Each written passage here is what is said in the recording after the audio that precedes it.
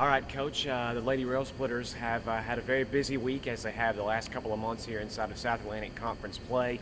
And we'll start with this past weekend, as the last 7 days. So, beginning for the Lincoln Memorial women's basketball team here in Tex Turner Arena for the third time in 4 contests last Saturday, taking on Newberry. And the team takes an 83-69 win at home, coming up big when they needed to perform very well.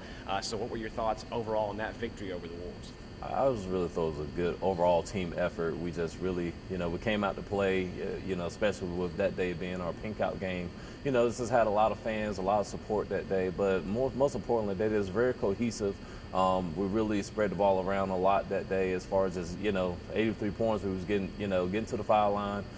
We were just really controlling the boards, and that's something that we always want to take pride in, game out, and I just thought that was a great overall effort from our team. And then the team had to go on the road on Wednesday at Anderson, South Carolina in their most recent meeting. I have another road matchup this coming Saturday against Wingate. And overall, in that matchup against Anderson, it was really kind of a game of runs between the Lady Rail Splitters and the Trojans. Ultimately, Anderson gets a little bit of payback on LMU from when we defeated them here in Harrogate, defeating the Lady Rail Splitters 70-63. So overall, what did you see in that close loss to Anderson? Well, we got to make sure that, like you said, it is a game of runs. So we just have to make sure anytime that happens, we got to find a way to stop, score, stop. We didn't get enough stops in the fourth quarter on defense, and with that said, we only scored 9 points in the fourth quarter, and I think that was the difference. We have to play basketball for 40 minutes, and once we do that, we always know we're gonna come out victorious. But we just got to just make sure that we play, to the final horn sounds. And plus, when we're going through that slump where we was not scoring, that's when we have to get the ball inside and we have to get to the free throw line. That's something that we did not do as well yesterday. And when the Lady Rail Splitters met up against Anderson here in Tex Turner back in January, it was the third quarter that really allowed LMU to pull ahead, as they were down by, I think it was about 8 at halftime, and at the end of the third quarter, all of a sudden LMU's up by 7. They carried that lead into the fourth quarter, was able to hang on for a 3-point victory, and then it was somewhat of a similar story in the third quarter in Anderson. As the third quarter, very kind to the team, able to score a lot of points in that third, but like you said, in the fourth, it was Anderson's turn to make a run, and then when it came down to those plays late, the Lady Rail Splitters just couldn't come away with the win. So ultimately, it just comes down to being able to finish out contests, like you said, as that's been kind of a theme somewhat in the season, that on the losses that the team has had, they've had some chances to close out those games. Yes, we do. And honestly, we got to definitely, we definitely have to control the boards. And we understand Anderson, that's the #1 rebounding team in our conference this year, something that we still take pride in. But when you give up 15 offensive rebounds, it's hard to kind of, get any kind of momentum because of those second chance points.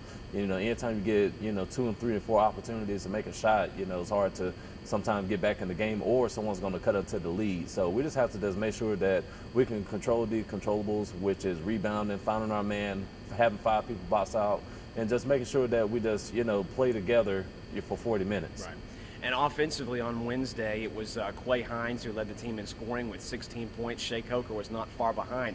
And it seems that throughout the most of the season, when with an opposing team trying to scout against LMU, it's hard to know who the scoring is going to come from. It's a very balanced effort from the team all season long, and for a very young group of girls, I think that in the losses that the team has, it seems that the mistakes that the team makes are very correctable. Yes, they are. And, the good thing about what we have is, like you said, any given night, someone can step up. But I just feel like we miss a lot of, like chip shots around the basket, a lot of layups. So we got to convert, or we just got to put ourselves in a situation where we get 3 and 4 opportunities. So we got to just definitely make sure that if we don't convert on the second one, we got to have all 5 rebounding so we can at least get a second chance at shots. But Quay, she did a great job yesterday, coming off the bench, but we just got to have other people step up. We can't, just allow 2 kids to be in double figures. In that situation, we got to definitely make sure we have at least 3. I think this year, if we have at least 3 kids in double figures, it's hard for us to lose.